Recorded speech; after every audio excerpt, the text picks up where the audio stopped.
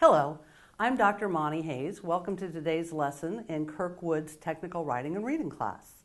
Today's lesson is about elements of writing.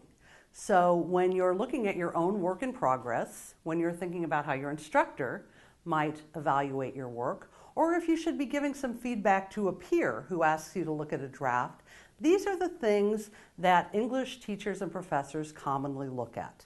First and foremost, ideas. We've all seen the McEssay with the introductory bun on top, the concluding bun on the bottom, and a very thin piece of beef in the middle.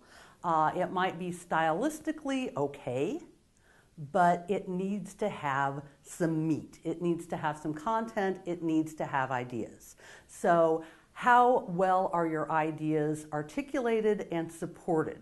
So if you would think about what your thesis is and whether you have fully explained reasons and perhaps some evidence, that means your ideas are probably working. You're probably getting them across in a serious and compelling way.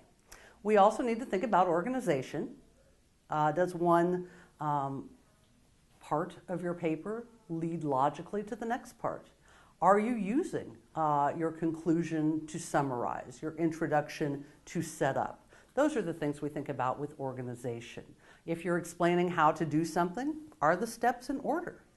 Something we talk about, and depending on the genre, this might or might not be important, the voice. What's your personality on the page? If you're telling a story about something that happened in your childhood, I want to get a sense of who you are and who you were. I want to, read a paper that sounds like a person, an individual. If you're writing a lab report, I want you to take that out and focus only on the observable data. So depending on the genre of your assignment, voice can, or maybe not be, important. Diction is something else we talk about. Word choice. Awesome. So I'm going to write an awesome story about an awesome sunset that I saw when I took my awesome vacation. Look for synonyms. Get just the right word. And if you're not already using thesaurus.com, check it out. It's wonderful. But don't use the same words over and over. Try to get just the right word to convey your meaning.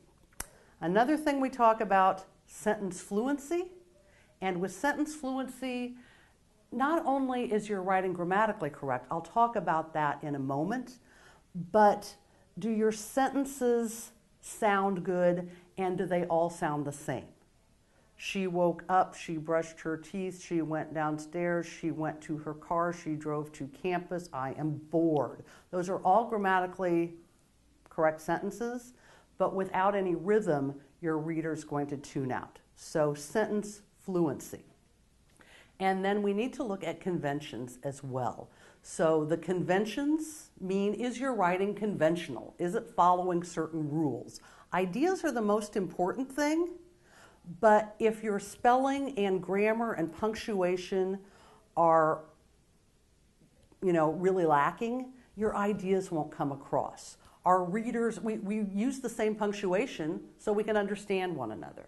So after you've made sure that your ideas and your organization and your word choice and your voice, depending on the assignment, are working for you, take a look at your writing to make sure that the grammar, the punctuation, and the spelling are correct. Don't let spell checker do it all for you, because some words that are correctly spelled are typos, right? So I can tell my own embarrassing stories about that, but I'll spare you. So again, if you're looking at your paper, is it good enough? Ask yourself whether these elements are working, and that will give you, I hope, confidence in the work you turn in.